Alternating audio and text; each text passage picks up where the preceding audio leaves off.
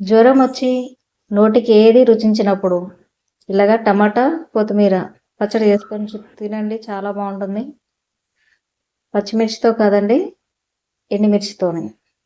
పచ్చిమిర్చి తింటే సర్ది అవుతుందని అంటారు, జలుబు చేస్తుందని అంటారు. కొంతమందికి పచ్చిమిరపకాయల కారం కూడా ఎలర్జీ కదా, అలాంటి వాళ్ళకు కూడా ఇది బాగా సూట్ అవుతుంది. ముందుగా ఎండుమిరపకాయలు కడగండి, బాగా కడిగి వేడివేడి నీళ్ళు అందులో పోయండి. పోస్తే నానుతుంది కదా, కాసేపు ఒక పావు గంట, అరగంట పక్కకు పెట్టేసేయండి. ఇంతలో టమాటాలు, కొత్తిమీర ఇవన్నీ కోసి పెట్టుకుంటాం కదా పక్కన.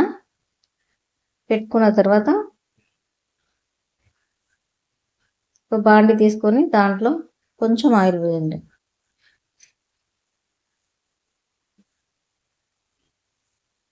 వేడి కావాలి. కొత్తిమీరలోని ఆకలి పెంచే గుణం ఉంటుందండి. శరీరానికి కూడా చాలా మంచిది, ఆరోగ్యానికి కూడా చాలా మంచిది. చర్మాన్ని నిగారించేటట్టు చేసే గుణం కొత్తిమీరకు ఉంది. దాంట్లో చాలా ఔషధాలు ఉన్నాయి. పరగడుపున అది కూడా పచ్చిగా జ్యూస్ చేసుకొని కూడా తాగేటోళ్ళు ఉంటారు. గట్ హెల్త్కి. ఇప్పుడు నూనె కాగిన తర్వాత జీలకర్ర, కొంచెం మెంతులు వేసి చిట్టుపట్టు అన్న తర్వాత టమాటాలు వేసేయాలండి. టమాటాలకి సరిపడా ఉప్పు, కొంచెం పసుపు,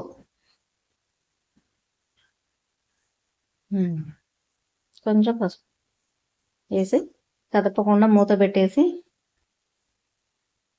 సిమ్లో పెట్టి ఉడకబెట్టండి.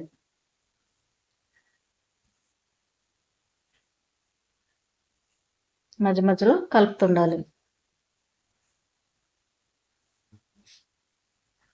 దేశవాళీ టమాటాలు పచ్చడికే బాగుంటాయండి. బాంబే టమాటా ఎంట అంత అంటారు కదా, అది జ్యూసీగా ఉండదు. మన దేశవాళీ టమాటాల నుంచి ఏది రాదు. పులుపుకైనా దేనికైనా మన దేశవాళీ టమాటాలే బాగుంటాయి. మంచి ఎర్రయి పండినవి తీసుకోండి, చూస్తానికి కలర్ఫుల్గా ఉంటుంది పచ్చడి. ఎండుమిరపకాయల కారం, అలాగే ఎర్రని టమాటాలు, ఎర్రని చింతపండు, పచ్చని కొత్తిమీర, సూపర్ కాంబినేషన్ అండి. అసలు మంచి కళ్ళకు కూడా మంచి హెల్దీ అనమాట కొత్తిమీర.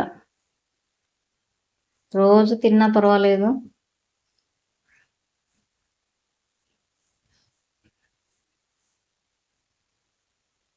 ఇవన్నీ బాగా కలిపి ఉడకబెట్టాలి.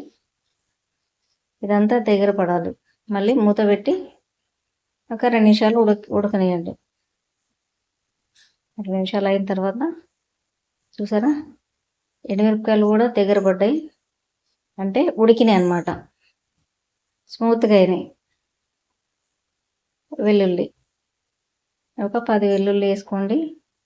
ఎక్కువ తినేటోళ్ళు అయితే ఇంకా ఎక్కువ వేసుకోండి. వెల్లుల్లి హార్ట్కి చాలా మంచిది కాబట్టి ఎక్కువ తిన్నా పర్వాలేదు, కానీ పిల్లలకి వెల్లుల్లి వాసన అంటే పడదు కాబట్టి కొంచెం సరిపోను వేసానమాట. మళ్ళీ మూత పెట్టి ఒక 2 నిమిషాలు.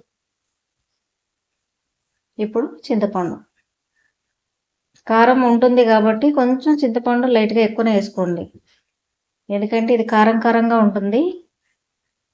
లంకనాలు చేసేటోళ్ళకి చాలా నోటికి రుచిగా కావాలి అని అంటే ఖచ్చితంగా పచ్చడి ఇలాగా ట్రై చేయండి. ఓకే, దగ్గర పడింది. స్టవ్ ఆపేసి చల్లారిన తర్వాత మిక్సీ గిన్నె, ఓకే, మిక్సీ గిన్నెలో మొత్తం తీసి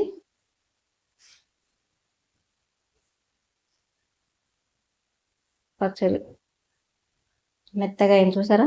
ఇప్పుడు తాలింపు, జీలకర్ర, ఎండుమిర్చి, వెల్లుల్లి, చితికిన వెల్లుల్లి